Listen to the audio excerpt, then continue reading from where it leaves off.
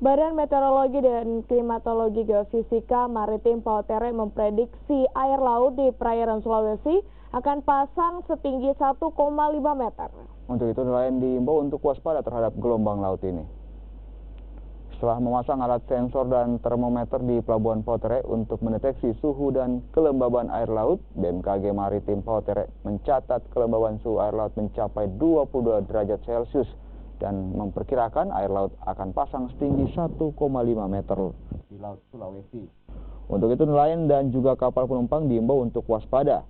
Naiknya air laut diduga karena wilayah Sulawesi Selatan memang sedang dilanda hujan deras dengan kisaran durasi hingga 10 jam. Pasang surutnya air laut normal, cuma karena kondisi kita sekarang lagi musim hujan, sehingga air yang dari daratan atau dari pegunungan akan ke laut, dia akan mungkin agak terlambat untuk masuk ke laut karena di laut sendiri permukaan laut lagi tinggi. Oh, berarti fenomena seperti ini bisa menimbulkan banjir dan semacamnya, Pak ya? Ya, itu kira-kira.